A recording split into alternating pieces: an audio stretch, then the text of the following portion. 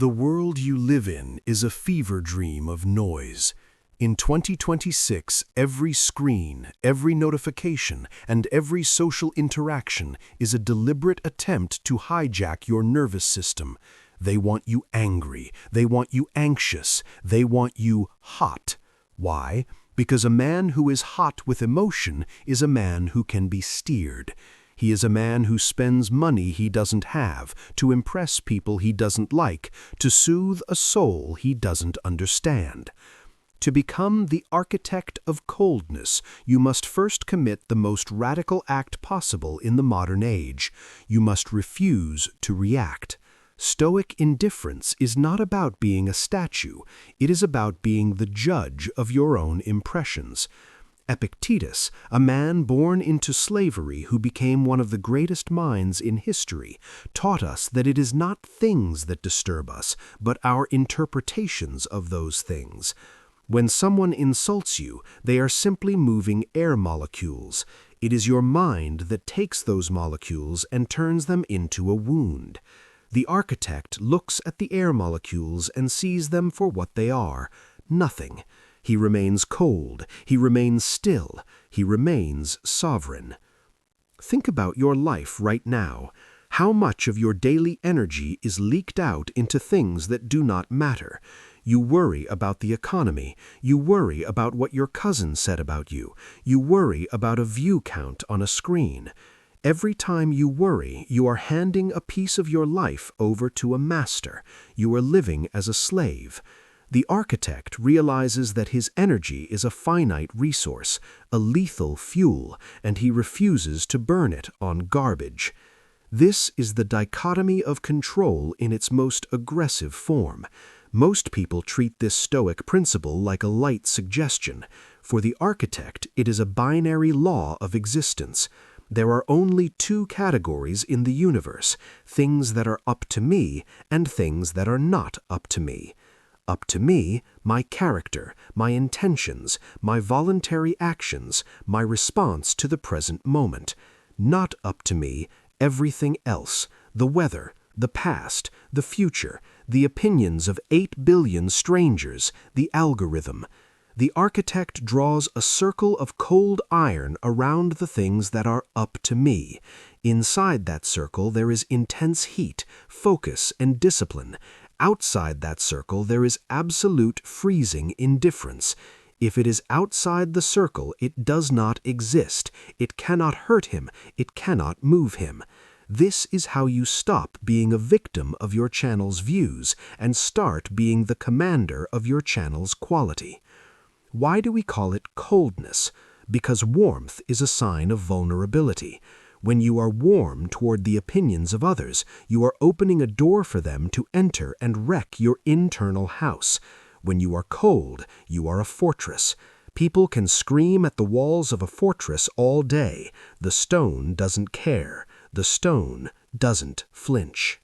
In the next 30 minutes, we are going to build those walls. We are going to kill the part of you that needs the world to be a certain way for you to be happy. We are going to teach you how to look at a disaster and see it as a data point. We are going to teach you how to look at success and see it as a distraction. Marcus Aurelius, the most powerful man in the world, woke up every morning and performed a premeditation of evils. He told himself, "The people I deal with today will be meddling, ungrateful, arrogant, dishonest, jealous, and surly." He didn't say this to be a pessimist, he said it to be an architect. By expecting the worst from the world, he ensured that when the worst arrived, it met a man who was already cold. He had already processed the pain in his mind, so it had no power over his heart. You are few minutes into this transformation. The warm version of you, the one who is confused, the one who is losing hope, is starting to shiver. Let him. He needs to die so the architect can take his place. Indifference is your greatest weapon in 2026. While everyone else is being swept away by the current of outrage culture and digital panic, you will be the rock in the middle of the river. You will be the one who observes while others obsess. You will be the one who calculates while others cry. This is not a lack of emotion, it is a mastery of emotion. It is the realization that your internal peace is too valuable to be traded for a moment of being right or feeling heard. If you are a creator, a businessman, or a leader, this coldness is what makes you lethal. It allows you to make decisions based on logic and long-term vision rather than short-term fear. It allows you to stay in the game when everyone else has quit because their feelings got hurt. Feelings are the weather. The architect is the mountain. Take a breath. Feel the temperature of your mind dropping. You are no longer looking for a solution to your problems. You are becoming the kind of man for whom problems are merely puzzles to be solved. You are beginning to see that the 80K views or the 20K views are just numbers on a screen, external variables that have no power over the quality of the word you are about to speak. The foundation is set. The circle of control is drawn. Now we begin the construction. We are moving from the death of reaction to the mastery of perspective. We are going to learn how to shrink the world until only the now remains. You are an architect, and your first project is your own soul. To be an architect of coldness, you must possess the ability to strip the world of its added value. Most of your suffering in 2026 comes from the stories you tell yourself about your situation, not the situation itself. You don't just see a drop in views, you see failure. You don't just see a criticism, you see disrespect. You don't just see a bank balance, you see worthlessness. These are adjectives. These are the warm emotions that rot the foundation of your mental fortress. The architect uses a tool called objective representation. Marcus Aurelius practiced this with brutal precision. When he looked at a plate of expensive roasted meat, he didn't see a feast. He told himself, "This is the corpse of a bird." When he looked at his purple imperial robes, the ultimate status symbol of the ancient world, he told himself, "This is sheep's wool dyed with the blood of a shellfish." He stripped the object of its glamour until it was just a physical fact. You must do the same with your life. If you want to master Stoic Indifference, you must learn to look at your problems under a microscope. A slump in your business is not a tragedy. It is a shift in a data set. An insult from a stranger is not an attack.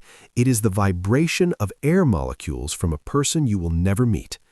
When you describe things objectively without the poison of your emotions, you find that there is nothing to fear.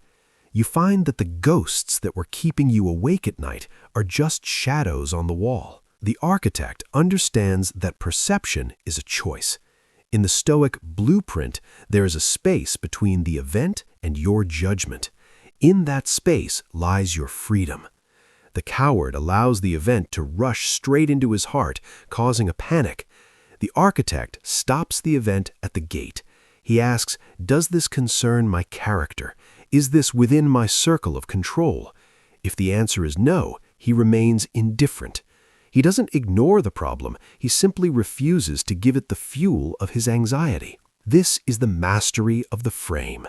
In 2026, everyone is trying to force you into their frame. The media wants you to frame the world as a place of constant emergency. Social media wants you to frame your life as a competition for status. If you accept their frames, you are building your house on their land. The architect builds on his own land. He defines success as the quality of his own thinking. He defines wealth as the sufficiency of his own character. Because he defines the terms, he can never be made a beggar. Stoicism isn't about suppressing your feelings. It is about invalidating the irrational ones. When you feel the heat of anger or the cold shiver of fear rising, the architect steps back and says, "Wait, what is actually happening?" He breaks the problem down into its smallest parts. If you are overwhelmed by a 30-minute project, don't look at the 30 minutes. Look at the single sentence you are writing now. Look at the single breath you are taking now. By shrinking your perspective to the absolute present, you make the unbearable suddenly manageable. Logic is the cold steel that reinforces your soul. Seneca wrote, "We are more often frightened than hurt, and we suffer more from imagination than from reality." The architect is a hunter of imagination. He tracks down every what if and how could they, and he kills them with the sword of logic. He asks, is this happening now?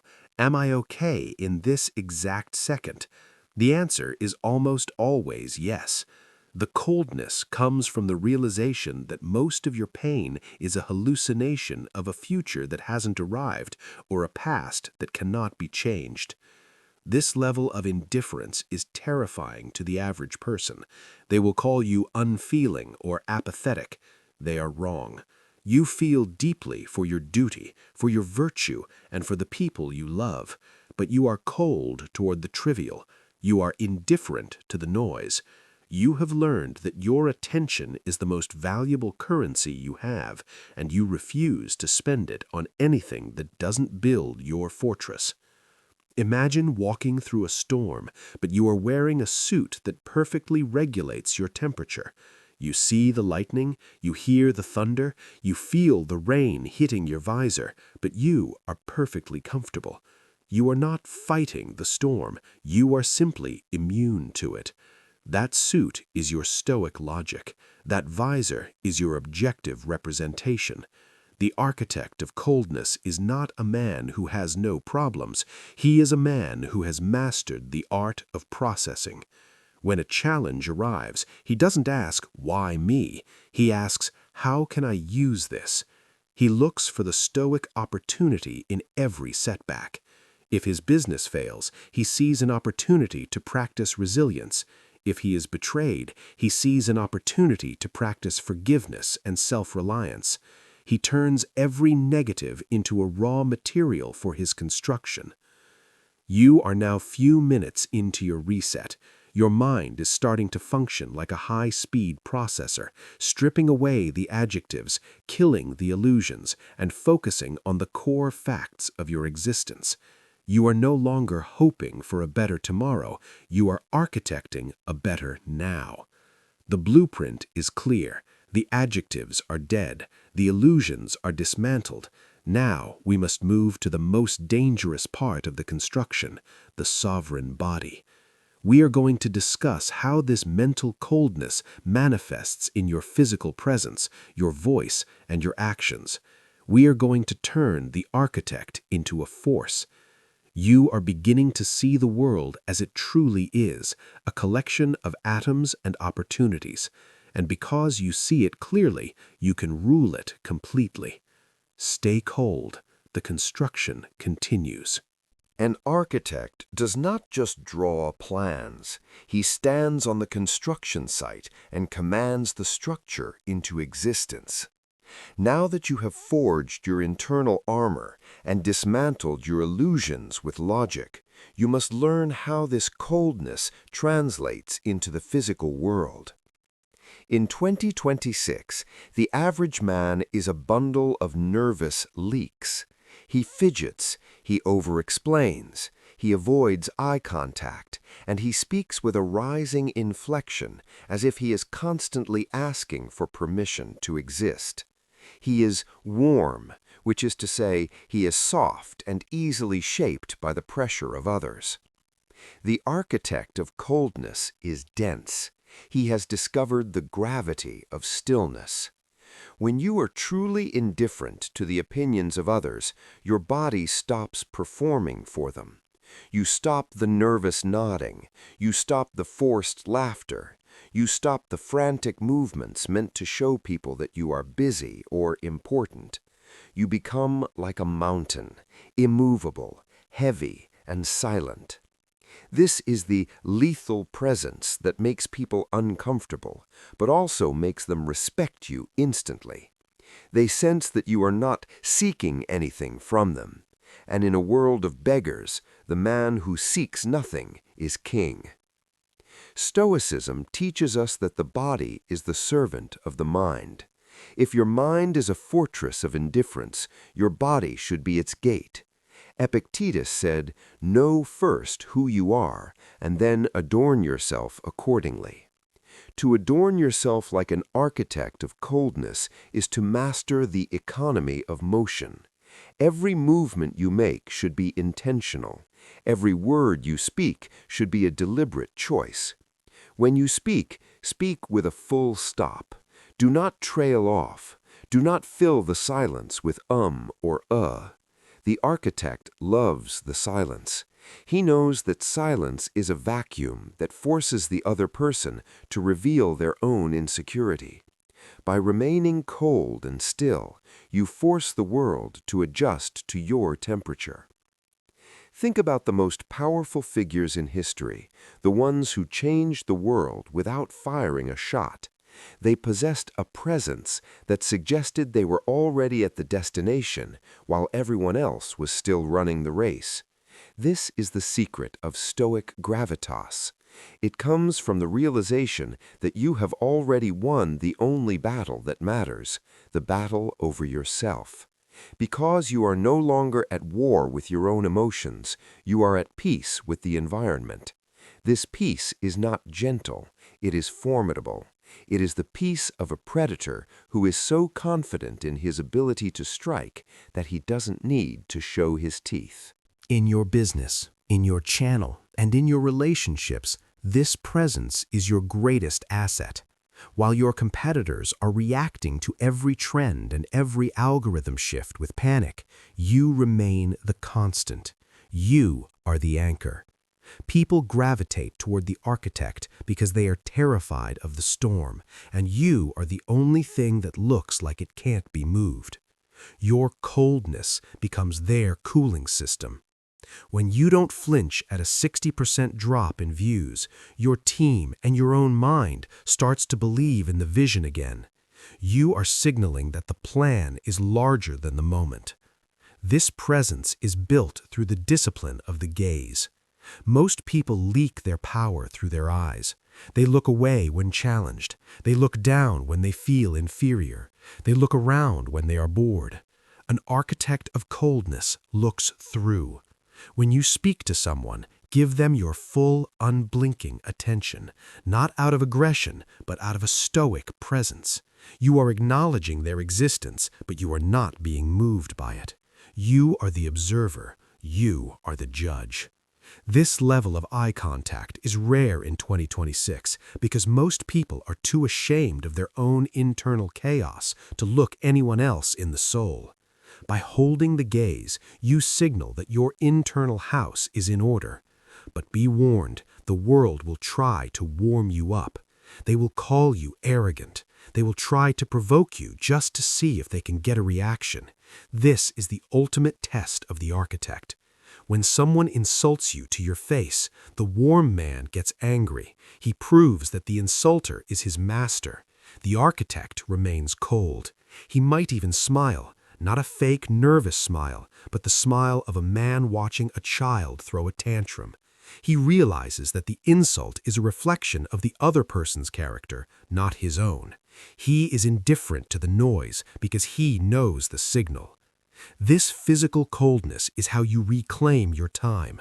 When you are no longer available for every petty drama or useless conversation, you create a barrier. People stop bringing you garbage because they know you won't consume it. You become a high-status individual, not because of your clothes or your car, but because of the unobtainability of your attention. You only spend your energy on the essential. Imagine walking through a room full of people shouting, crying, and celebrating. You walk through the center of it with a slow, measured pace. You aren't ignoring them, you see everything, but you are not absorbed by it. You are the eye of the hurricane. You are the architect. This is the physical manifestation of Marcus Aurelius's inner citadel. You carry the fortress with you wherever you go. Your posture is changing. Your breathing is slowing down. You are beginning to feel the weight of your own potential. You are realizing that you have been leaking your life away for years, and today the leaks stop. You are tightening the bolts. You are sealing the gates. You are becoming a lethal indifference. This presence is not a mask you put on. It is a result of the work we did in earlier. Because you no longer value the trivial, you no longer react to the trivial. The body simply follows the mind. If the mind is cold, the body is still. We have built the foundation. We have analyzed the blueprint. We have established the presence. Now we must move to the next phase, the lethal action. We are going to discuss how the architect moves from presence into execution. We are going to talk about how to strike with the cold precision of a Stoic machine. The construction is rising. The world is watching. Stay cold. Stillness without action is just a statue.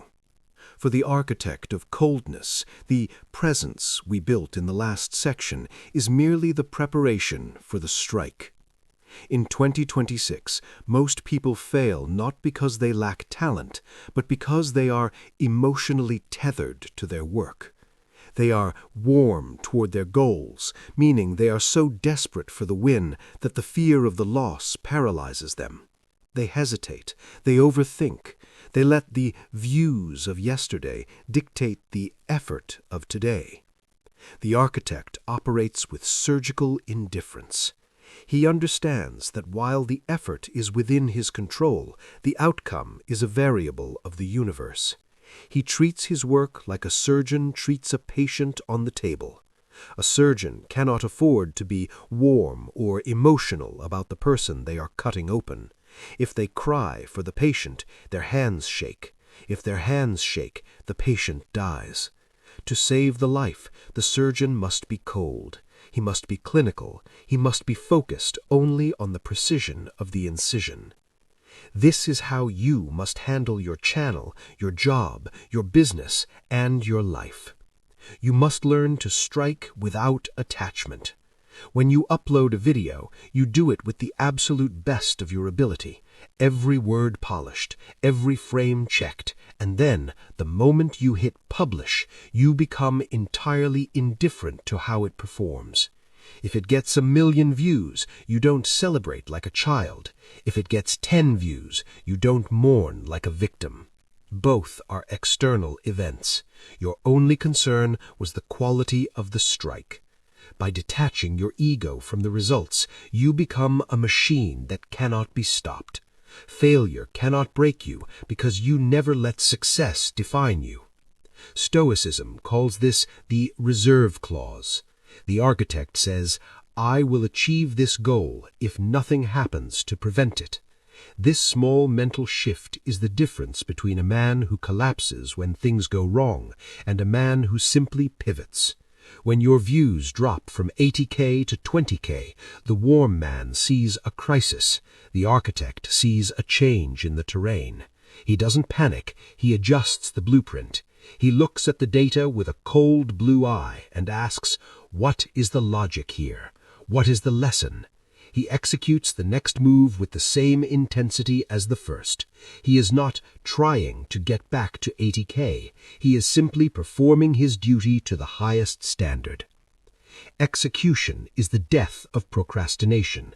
Procrastination is just a warm emotion. It is the fear of being judged, the fear of failing, or the ego's desire to stay in the safety of planning. The architect knows that action is the only reality. He doesn't wait for inspiration. He doesn't wait to feel like it. He knows that his feelings are irrelevant to the task at hand. He executes because he said he would. He followed the word he gave to himself. This is the ultimate form of self-respect. In the Stoic mind, a broken promise to oneself is a crack in the foundation of the fortress. To strike with coldness, you must also master the art of the pivot. Most people get stuck because they are emotionally married to their old ways. They say, "But I've always done it this way." The architect has no such loyalty to the past. If the data shows the path is blocked, he changes direction instantly. He doesn't complain about the obstacle, he uses the obstacle as the new path. Marcus Aurelius wrote, "The impediment to action advances action. What stands in the way becomes the way." This is the lethal strike in practice. You don't fight the wall, you use the wall to climb higher. In 2026, speed is a weapon, but speed without coldness is just hurrying. Hurrying is a sign of anxiety. The architect moves fast, but he never hurries. He is deliberate. Every action is calculated to use the least amount of energy for the maximum result. He cuts away the filler in his life. He cuts away the useless meetings, the fake friendships, and the digital noise. He is a minimalist of action. He strikes once, but he strikes in the exactly right place. Think about your current situation. You are at 20K views. You are worried about your income. You are losing hope. These are all warm weights pulling on your hands. Cut them right now. They are not helping you execute. They are slowing you down. The architect looks at the 20K and says, "This is the current state of the board. My move is to produce a 40-minute masterclass of such high quality that the algorithm has no choice but to acknowledge it." Then he puts his head down and works. He doesn't check the stats every 10 minutes. He doesn't look for signs of success. He finds his satisfaction in the work itself. This is the secret of the world's most dangerous performers. They have found a way to turn the execution into the reward. When you love the act of striking more than the prize of the kill, you become invincible. You can't be discouraged because your joy isn't dependent on the world's applause. You are the architect, and the act of building is enough for you. The heat of your old life, the desperation, the anxiety, the hope is almost entirely gone. You are beginning to feel the cold, hard efficiency of a man who knows exactly what he needs to do and has the discipline to do it without complaint. You are no longer trying to save your channel. You are executing the recovery. The strike is clean, the movement is deliberate, the attachment is severed. Now we move to the final stage. Next phase, the sovereign life. We are going to discuss how to live in this state of indifference permanently, how to ensure that the architect stays on the throne and the coward stays in the grave. The foundation is done, the walls are up, the strikes are landing. Now we finish the masterpiece. Stay cold, we are almost there. To strike with coldness, you must also master the art of the pivot. Most people get stuck because they are emotionally married to their old ways. They say, "But I've always done it this way." The architect has no such loyalty to the past. If the data shows the path is blocked, he changes direction instantly.